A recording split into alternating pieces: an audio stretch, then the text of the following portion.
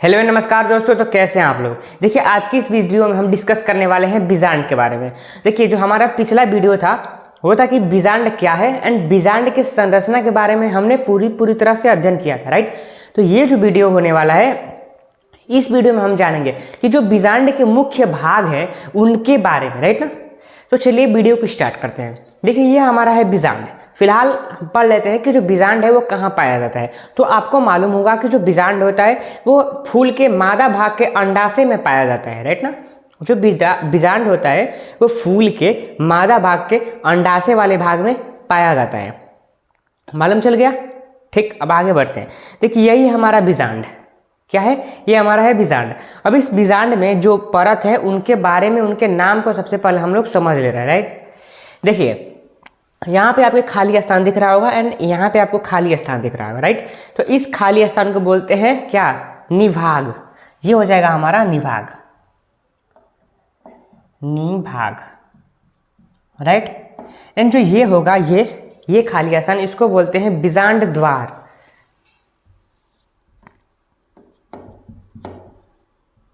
बीजांड द्वार, क्लियर हो गया। इस खाली स्थान को बोलते हैं निभाग एंड इस खाली स्थान को बोलते हैं बीजांड द्वार, राइट। अब इसके परत के नाम को जान ले रहे हैं। देखिए सबसे जो बाह्य परत है इसको सिंपल सा बोलते हैं बाह्य परत। तो ये हो जाएगा हमारा बाह्य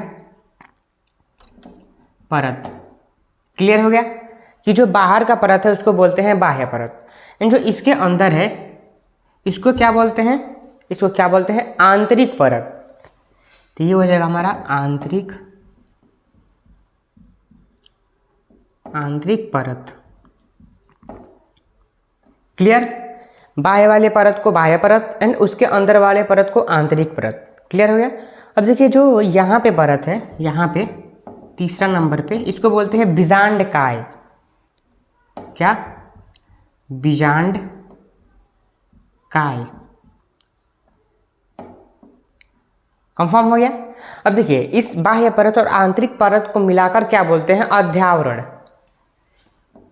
यानी यहाँ पे हम लिख दे रहे हैं कि अध्यावरण। आप समझ जाइएगा कि अध्यावरण में क्या होता है कि बाह्य परत और आंतरिक परत दोनों मिले होते हैं, तो उसको बोलते हैं अध्यावरण, राइट ना, अध्यावरण। क्लियर हो गया। अब देखिए ये जो लंबा संरचना दिख रहा है आपको, इसको बोलते हैं बीजांड वृंत।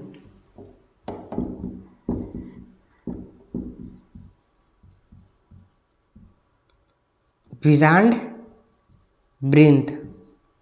क्लियर हो गया। अब देखिए एक बात आप हमेशा अपने माइंड में बैठा कर रखिएगा कि जो बीजांड वृंत होता है वह किससे जुड़ा रहता है, बीजांडासन से। किससे, बीजांडासन से बीजांड वृंत जुड़ा रहता है। क्लियर हो गया। अब देखिए जो ये आपको गोल संरचना दिख रहा है, गोल, इसको क्या बोलते हैं, भ्रूण कोश। इसको बोलते हैं भ्रूण कोश। क्लियर। जो गोल संरचना है उसको बोलेंगे भ्रूण कोश। अब देखिए इस गोल संरचना में आपको क्या दिख रहा है, इसमें आपको दिख रहा होगा कि ये कोशिका है, राइट ना। ये है 3 3 6 एक 7 कोशिका है। देखिए भ्रूण कोश में क्या होता है कि 7 कोशिकाएं होती है, 8 केंद्रक होता है। अब आप लोग कहेंगे कि ये केंद्रक एक्स्ट्रा कैसे है, तो वो इसलिए है कि जो ये बीच में आपको कोशिका दिख रहा होगा उसमें 2 केंद्रक होते हैं और बाकी 3 3 के जोड़े में रहते हैं, राइट ना। देखिए ये जो 3 कोशिकाएं ऊपर की तरफ दिख रही है इसको बोलते हैं प्रतिमुखी सेल, यानी कि प्रतिमुखी कोशिका। प्रतिमुखी सेल। क्लियर हो गया। अब देखिए जो नीचे की 3 है इसमें से 2 को बोलते हैं सहायक कोशिका, जो कि सबसे नीचे है, मतलब इसको और इसको मिलाकर बोलेंगे सहायक कोशिका, सहायक सेल। क्लियर हो गया। जो ये एक ऊपर में कोशिका दिख रहा है इसको बोलते हैं अंड कोशिका। ये हो जाएगा हमारा इधर अंड कोशिका, राइट। एंड जो ये बीच में कोशिका दिख रहा है जिसमें कि 2 केंद्रक है इसको बोलते हैं ध्रुवीय कोशिका। क्या, ध्रुवीय सेल। क्लियर हो गया। तो इन सारे संरचनाओं को हमने पिछले वीडियो में पढ़ लिया था, राइट ना। फिलहाल के लिए हमने आपको बता दिया है, राइट, ताकि इनके जो मुख्य भाग है इनको लिखते वक्त आपको किसी भी प्रकार का परेशानी ना हो, राइट ना। तो चलिए इनके मुख्य भाग को भी समझते हैं। देखिए ये हमारे बीजांड के मुख्य भाग, राइट ना। सबसे पहला क्या है, बीजांड वृंत के बारे में जानना। देखिए यहाँ पर हमने एक चीज छोड़ दिया है, राइट ना। देखिए ये जो बीजांड वृंत होता है, जब बीजांड से जुड़ता है तो उसको क्या कहते हैं, उसको बोलते हैं नाभिका। एंड यहाँ पे जो एक पॉइंट होगा उसको बोलेंगे क्या, नाभिका, नाभिका। क्लियर हो गया, यही हमने छोड़ा था, इसको हमने पूरा कर दिया। अब देखिए बीजांड के मुख्य भाग यही है, राइट। सबसे पहला है बीजांड वृंत, राइट। दूसरा क्या है, आवरण। इसके आवरण क्या क्या है, राइट। आवरण के बाद से है भ्रूणकोश, ये गोल वाला संरचना, राइट। एंड जो चौथा है वो है बीजांड द्वार, मतलब कि ये देखिए यहीं से बीजांड द्वार, देखिए यहाँ से पराग नली आती है और बीजांड द्वार के रास्ते से चली जाती है आपके किस में, भ्रूणकोश में। समझ लिया आप कि यहाँ से पराग नली आती है, बीजांड द्वार द्वारा भ्रूणकोश में चली जाती है। ओके, अब देखिए जो बीजांड वृंत है इसके कार्य को हम लोग पढ़ते हैं, राइट। एक एक करके इन सारे के कार्यों को हम लोग पढ़ लेंगे, राइट ना। देखिए सबसे पहले बीजांड वृंत क्या है। देखिए इस प्रकार की संरचना, आपको ये संरचना कैसी दिख रही है, ये संरचना कैसी दिख रही है, देखिए पतली है और लंबी है, राइट। तो लिखेंगे हम लोग सबसे पहले कि पतली, और देखिए जो बीजांड वृंत होती है वो कैसी होती है, पतली और लंबी संरचना, पतली और लंबी, राइट, होती है आपकी क्या, बीजांड वृंत, पतली और लंबी। समझ लिए। अब देखिए कि जो बीजांड वृंत होता है वो किससे जुड़ा रहता है, नीचे में बीजांडासन से। तो यहाँ पे लिखेंगे कि यह बीजांडासन,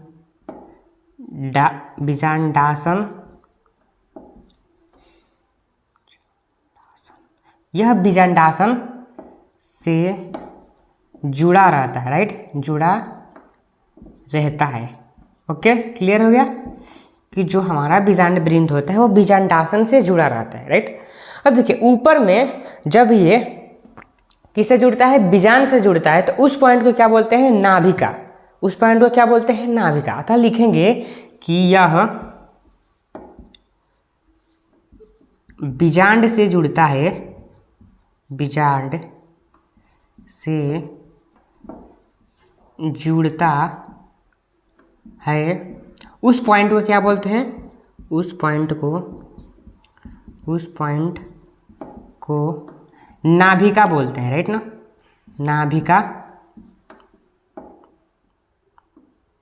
कहते हैं। ये हो गया,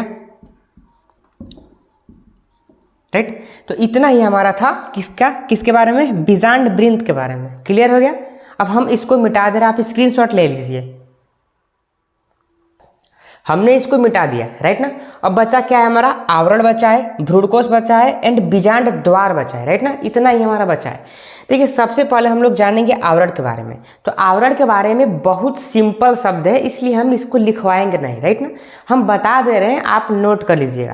देखिए जो आवरण होता है उसमें क्या है, जो बाहर का आवरण है उसके बोलते हैं बाह्य परत, जो अंदर का है उसको बोलते हैं आंतरिक परत, राइट। इन दोनों परतों को जब हम मिला देते हैं तो उसको बोलते हैं अध्यावरण। क्लियर हो गया कि बाहर वाले परत को बोलते हैं बाह्य परत, उससे अंदर वाले परत को बोलेंगे आंतरिक परत। जब इन दोनों परतों को मिला देते हैं तो उसको बोलते हैं अध्यावरण। क्लियर। इन जो दो परतें होती हैं वो क्या करती है कि बीजांड को क्या करती है, प्रोटेक्ट करती है, यानी कि सुरक्षा प्रदान करती है। इसका काम यही है, खत्म। देखिए एक मिनट, थोड़ा मार्कर बदल दे बस। तो क्लियर हो गया, आवरण भी हो गया हमारा क्लियर, राइट ना। अब देखिए तीसरा क्या है, भ्रूणकोश। तो इसको हम लोग जानेंगे लास्ट में, राइट ना। चौथा क्या है, बीजांड द्वार। ये हमारा बीजांड द्वार, राइट। तो जो बीजांड द्वार होता है इसके बारे में आप लिख लीजिए, राइट ना। बीजांड द्वार क्या है कि ऐसा स्थान है जहां पे कोई भी परत नहीं पाया जाता है। लिखेंगे कि वह स्थान जहां परत नहीं पाया जाता है, परत नहीं पाया जाता है। क्लियर हो गया कि वह स्थान जहां पे क्या परत नहीं पाया जाता है, राइट। अब देखिए कि बीजांड द्वार से ही जो हमारे पराग नली होते हैं वो भ्रूण कोश में प्रवेश करते हैं। तो यहां पे लिखेंगे बीजांड द्वार से पराग नली किसमें प्रवेश करता है, तो भ्रूण कोश में, भ्रूण कोश में प्रवेश करता है,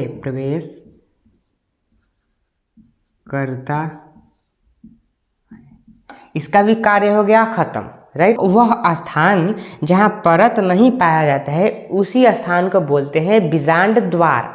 देखिए बीजांड द्वार के रास्ते ही हमारे पराग जो नली होते हैं वो भ्रूण कोश में जाता है। मतलब इस प्रकार से पराग नली भ्रूण कोश में जाएगा। देखिए पराग नली एक नली होता है जिसकी सहायता से हमारे जो पराग कण है वो जाते हैं आपके किसमें, भ्रूण कोश में। क्लियर हो गया आप यहाँ तक। अब देखिए बचा क्या है, भ्रूण कोश, तो इसके बारे में भी हम लोग जान ले रहे हैं, इसको हम मिटा दे रहे हैं, राइट ना।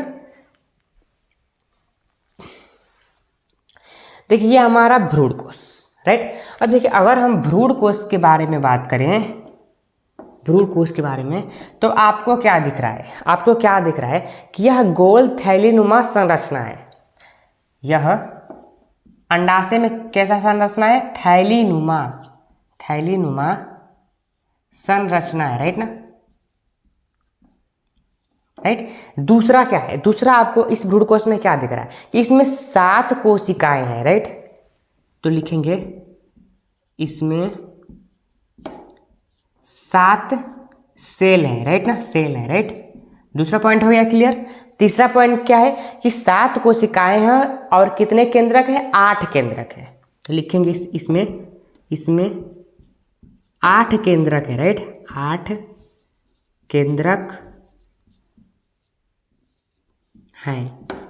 ये भी हो गया क्लियर। अब देखिए कि जो ये बीच वाला मध्य वाला है भाग कोशिका, उसमें कितने केंद्रक है, 2 केंद्रक है। तो लिखेंगे कि जो मध्य में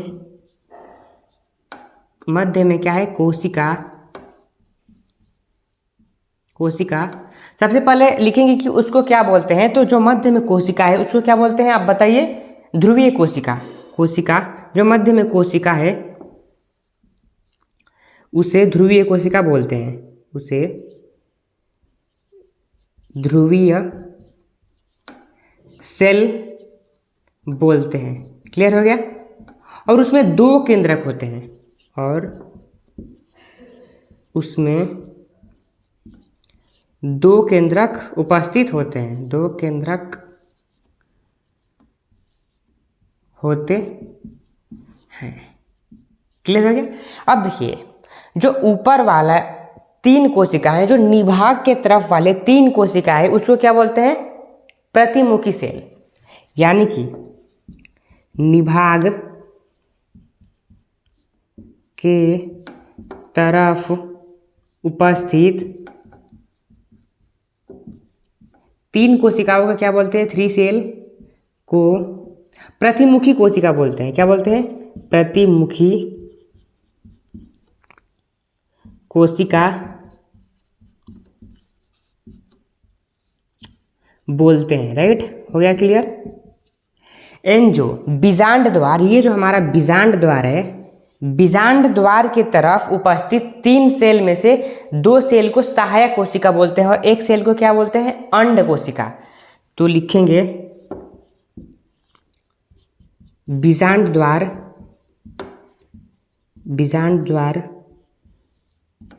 के तरफ उपस्थित सेल, सॉरी यहाँ पे 2 सेल लिखेंगे, राइट ना, 2 सेल को क्या बोलते हैं, सहायक सेल कहते हैं, राइट ना, कहते हैं। क्लियर हो गया। अब देखिए, दो सेल को सहायक कोशिका सेल बोलते हैं। इन दो सेल के ऊपर एक सेल रहता है, उसको बोलते हैं अंड कोशिका। यानी कि 3 कोशिका, यहाँ पे 3 कोशिका नहीं लिखेंगे, ये लिखेंगे कि जो 2 कोशिका होता है उसके ऊपर उपस्थित कोशिका को अंड कोशिका बोलते हैं। लिखेंगे 2 कोशिका के ऊपर उपस्थित सेल को क्या बोलते हैं? अंड कोशिका। अंड कोशिका, राइट। क्लियर हो गया, राइट। देखिए, ये लिखना बहुत ही सिंपल था। जिस प्रकार से इसमें जो भ्रूण कोश में कोशिकाएं हैं, सेम उसी प्रकार से आपको लिख देना था कि ये जो गोल संरचना दिख रहा है अंडाशय में, बीजांड में, इसको क्या बोलते हैं? भ्रूण कोश, राइट ना।